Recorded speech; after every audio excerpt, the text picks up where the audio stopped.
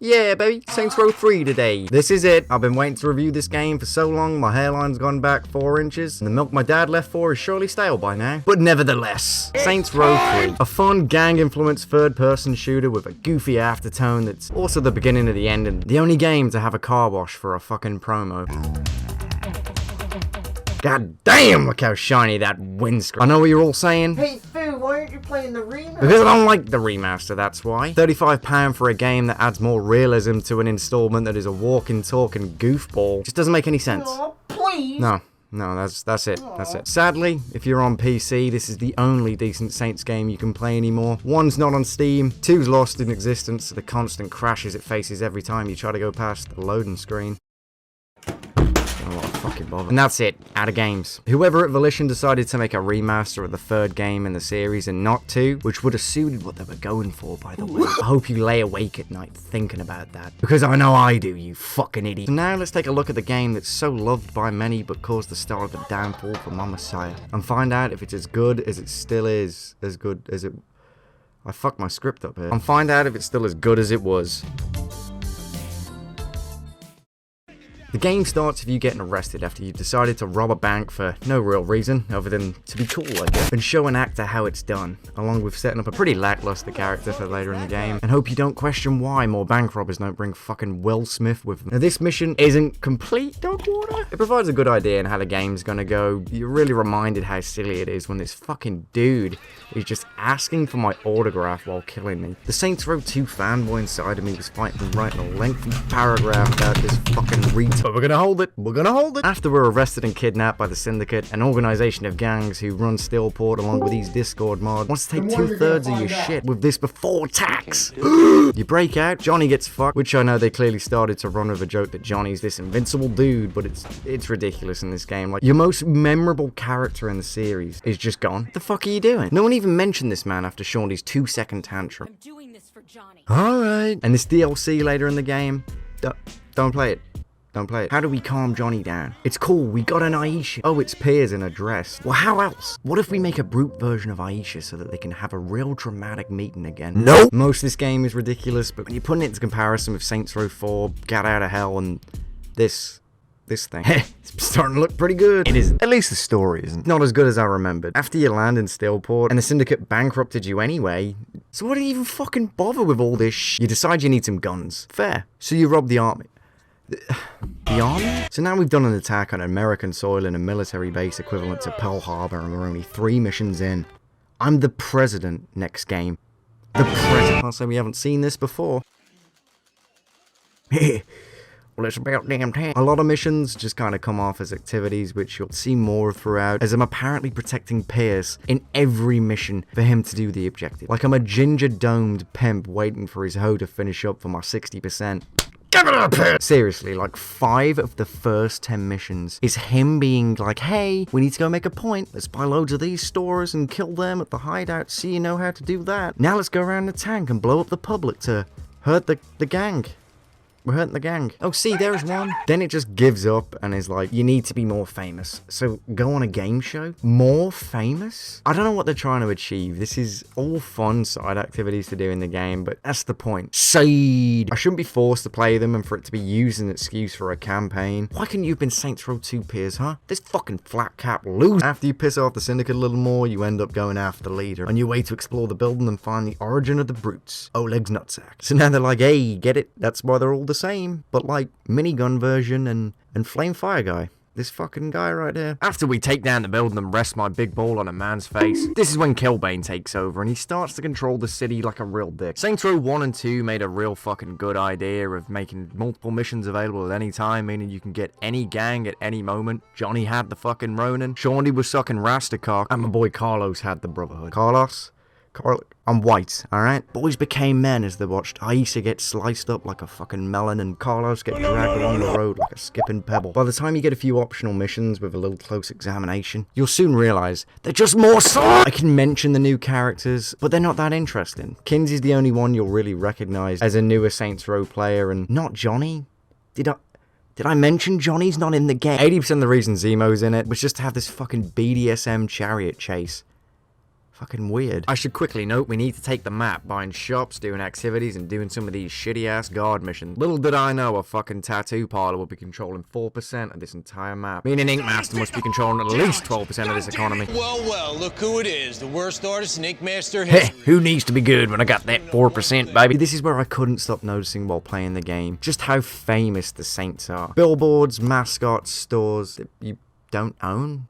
It's called the Saints Flow. Photos and all that shit. Everything you'd normally expect with having over 30 subscribers on YouTube, baby. I'm not saying it's a problem. You kind of have to acknowledge how much they've done in previous games. And I think, yeah, they should be a bit infamous. But that's the thing. You see it? You see what I did there? Is it infamous? Kind of like an Al Capone or a John Gotti, where you're in the magazines. Come on, we're not robbing banks here dressed as ourselves. What the issue stems from for me is that you're not a gang member anymore. You're a brand. I thought you said you liked the game. Shut the fuck! I do, please. Another example of brand versus gang is the removal of spray tags replaced with photographs. Oh, here's the same pose again. What do you think?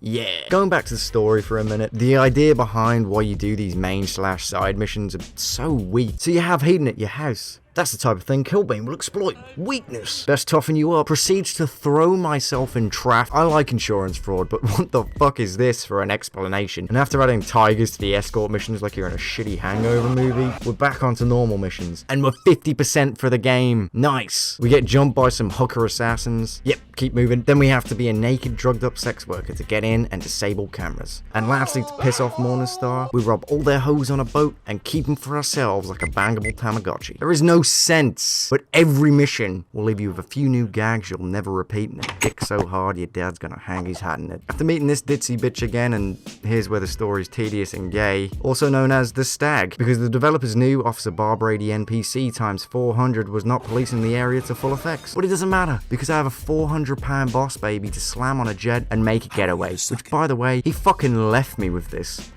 thing. Wait, where is she?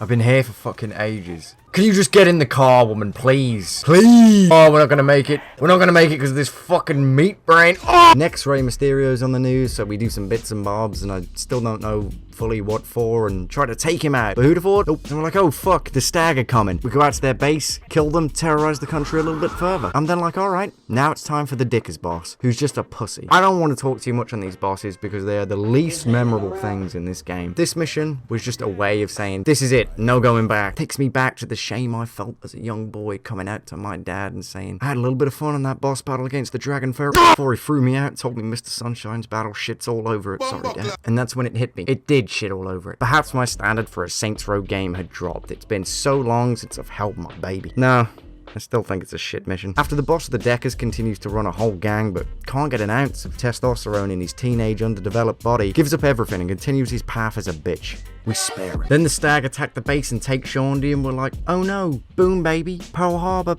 2, 3, what is a day for remembrance of Americans for years to come. All to save an OnlyFans girl from non-profit nudes. Let's just ignore the fact I've taken a form of a 50-year-old man. What? How you ask? Stop bringing logic into this. Maybe we belong on that Discord moderator role too.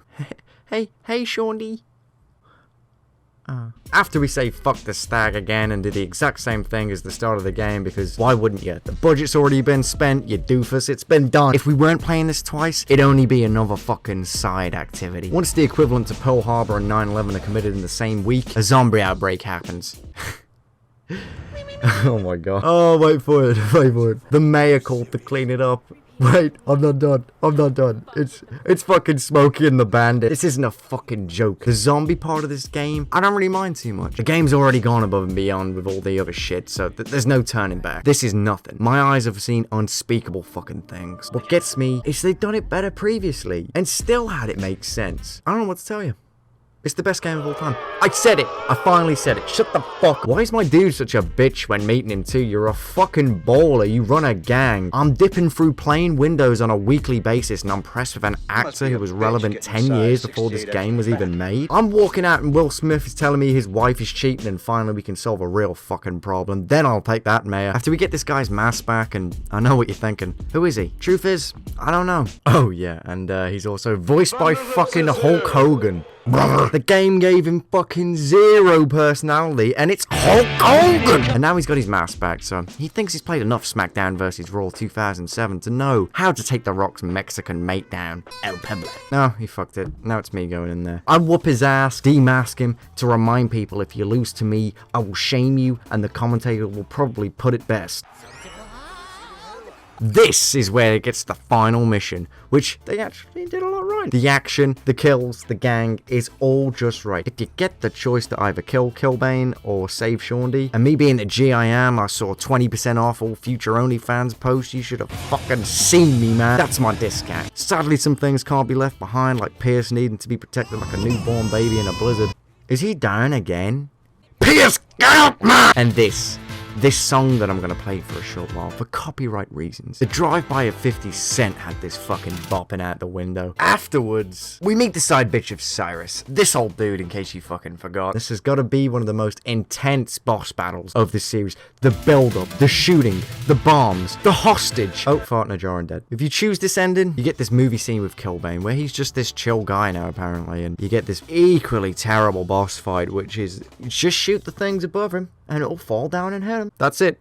That's the story. You can do a plane chase like it's Fast and Furious and kill Killbane, but I'm not going to talk about this story anymore. If anyone sees this who hasn't seen the game is going to think I'm making it up. Overall, what am I thinking of the story? I think it's shit. If you ask someone if they remember Burt Reynolds in Saints Row 3, your answer's going to be the same. Oh, yeah. Burt, fuck. I think they should have kept the gang gritty theme overall. Obviously, that's my view from how much shit I've talked. But killing your franchise's main character in the first 5 minutes of the game off screen? What a weak fucking idea. The genius behind this must have been a Chad among Chad. Maybe he was the Chad who saw the weak sales in Agents of Mayhem. Boom, baby. Here you go. Johnny Gat. Please, some sales. Now we're getting down to the gameplay and the bugs. The gameplay is smooth in this, baby. Killing enemies is satisfying most of the time. Bodukening into a car. Yes, it's called Bodukening. Pretty satisfying. I think where it lacks is the AI. They just seem oblivious to anything around them. When it comes to the brain dead mates you have to bring with you, these guys are fucking annoying. What's your real name? Shit, what's yours?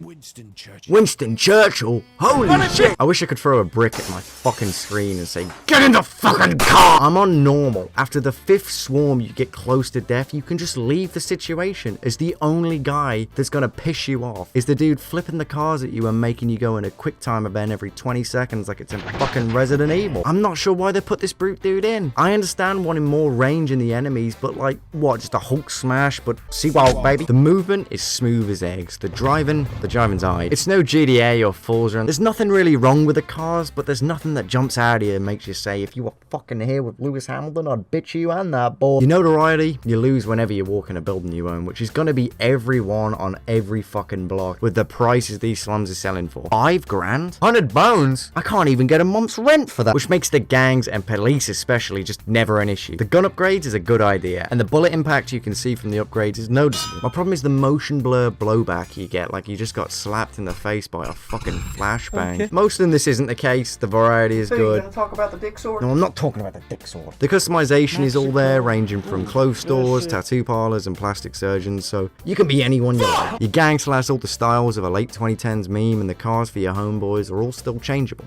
Nice. The upgrades in this game are a debatable idea. You like it or not. If you buy this fucking unlock everything for £1.50, you're just a little goo goo gaga, aren't you? You're just a little booby. The melee combat is fluent and easy. They even have a button for nut shots if you're dying to get that spy dick stab. Every time you finish a mission, you still get that urge just to drop an elderly lady for being on the same street, you old bitch. The cutscenes are all capped at 30 FPS just to remind you it's 2011, but the last thing you want to do is see more frames of this. And now we're going to the side activities. We'll start with the gang hideout. I don't necessarily dislike them, I just think they were done like, what's the word?